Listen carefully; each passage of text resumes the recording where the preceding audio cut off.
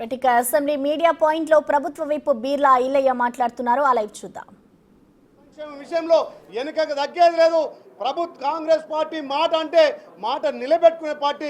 మీరు 10 ఏళ్ళ చేయనటువంటి రుణమాఫీ మా గౌరవ ముఖ్యమంత్రి 10 నెలల్లో 21,000 కోట్లతోటి 25 లక్షల మందికి మేము రుణమాఫీ చేసినాం. రైతు భరోసా స్టార్ట్ చేసినాం. ఈ మార్చి 31 వరకు కూడా ప్రతి రైతుకు రైతు భరోసా పడుతుంది.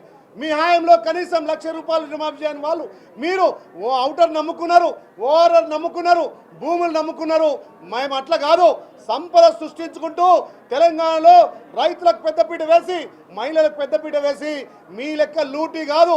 కమిషన్ కాకతీయ మీ కాళేశ్వరంలో కమిషన్లు, మీరు ప్రతి స్కామ్లో కమిషన్లు చేశారు కాబట్టి మరి మీ లెక్క మేమనుకుంటున్నారు. మేము ప్రజాపాలన ద్వారా ప్రజలకు సంక్షేమాలు అందిస్తున్నామని చెప్పి మీడియా ద్వారా తెలియజేస్తున్నాం. కమిషన్ల అలవాటు వాళ్లకు, కమిషన్ల కక్కుర్తి వాళ్లకు. ఒక రకంగా సంక్షేమాల అమలు చేసుకుంటూ గతంలో 3 సంవత్సరాలుగా సర్పంచ్ల బిల్లులు పెండింగ్ పెట్టింది ఏ ప్రభుత్వం. ఇలా మేము వచ్చిన నెలలనే అంటే జనవరిలో సర్పంచ్లు అయిపోయారు.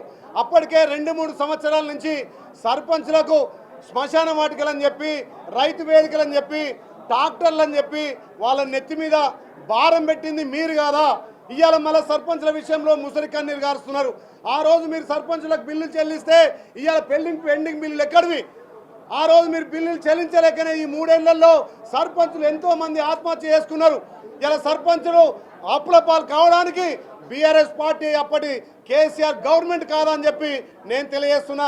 మీరు గతంలో చేసినటువంటి అప్పులు, మీరు చేసినటువంటి తప్పుల వల్లనే ఇలా సర్పంచులు కానీ పెండింగ్ బిల్లులు పేరుకపోయినాయి.